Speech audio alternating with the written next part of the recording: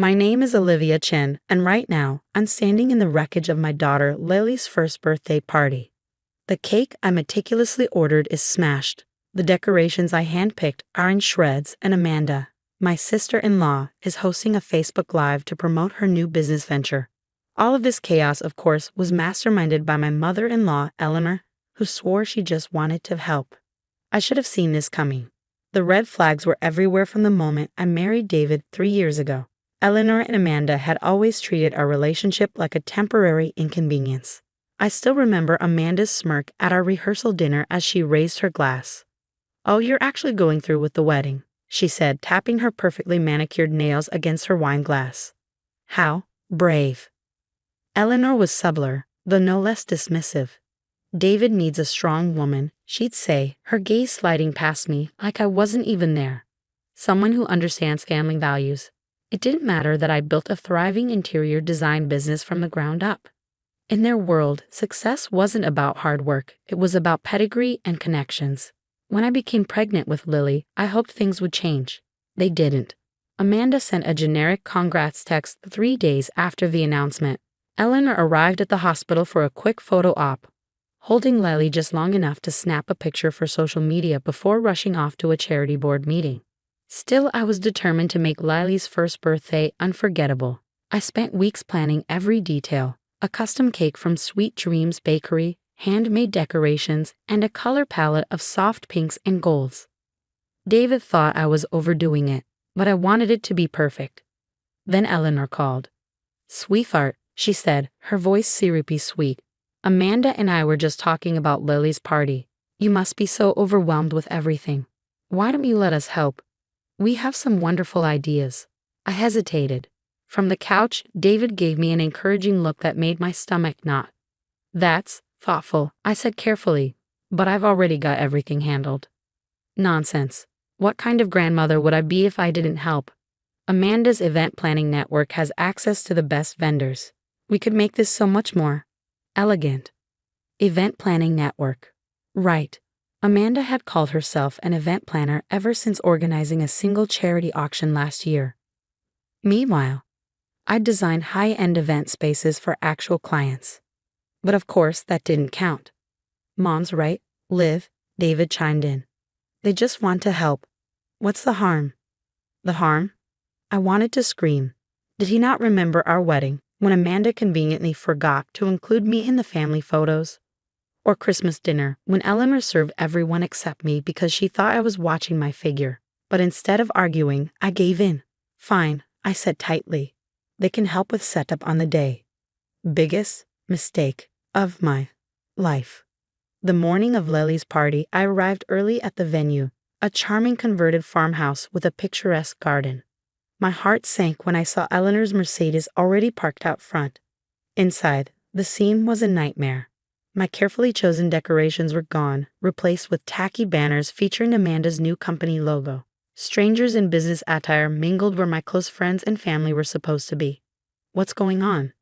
I demanded, clutching Lily tightly. Eleanor appeared, beaming.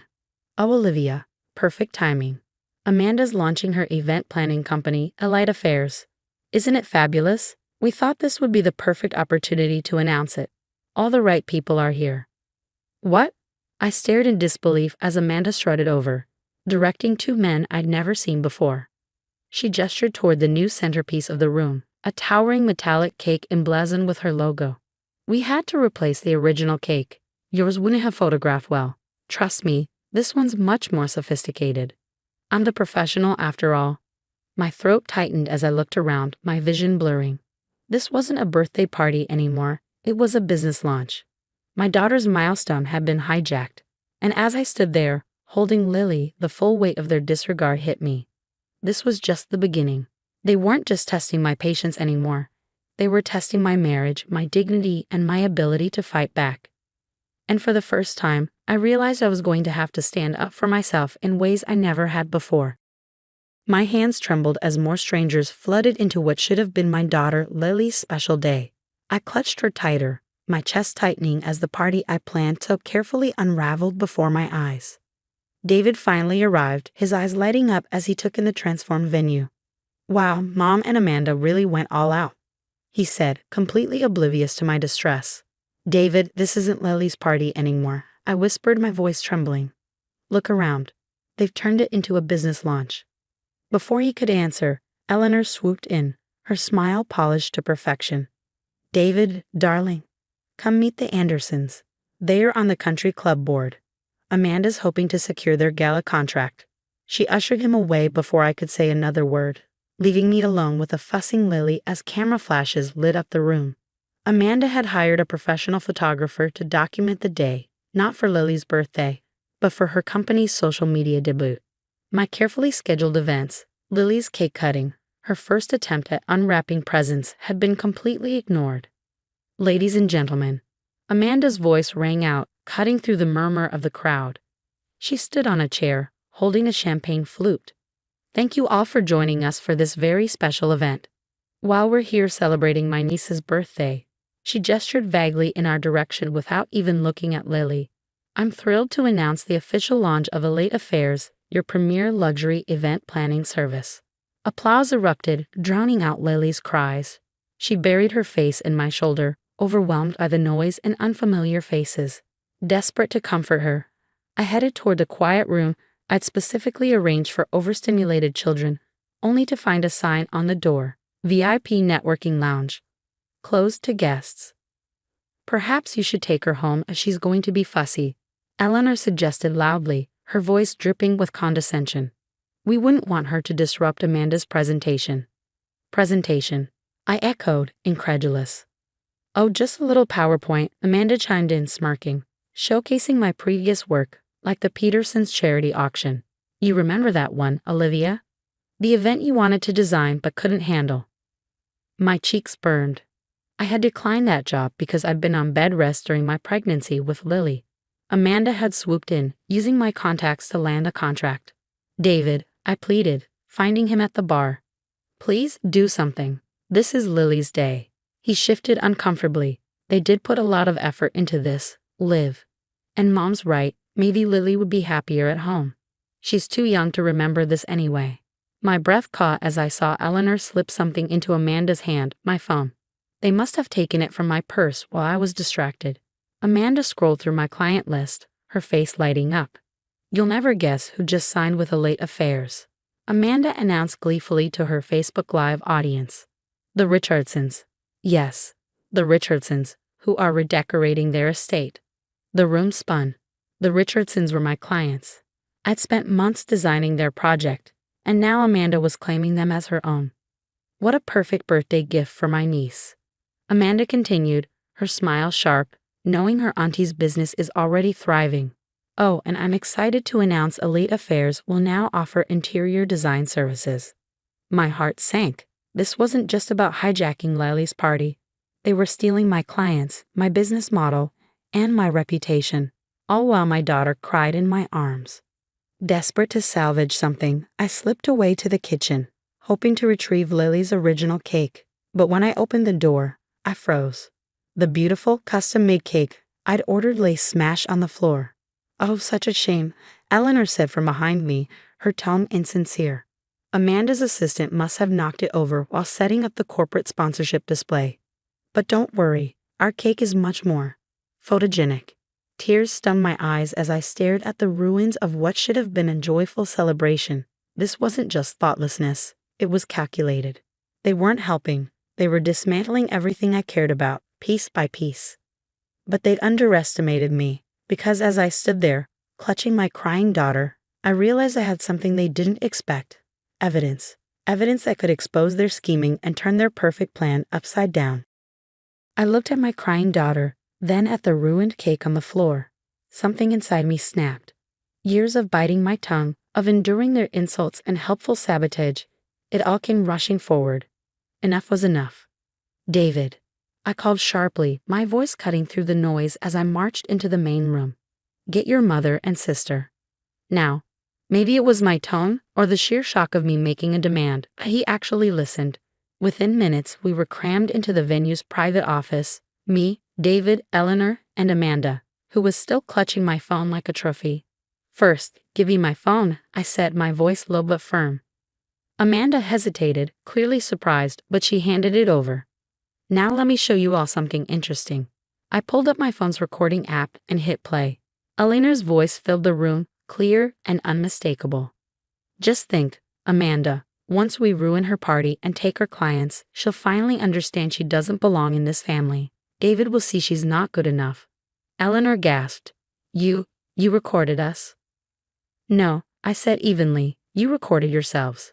When you took my phone to steal my client list, you accidentally triggered my business call recording app.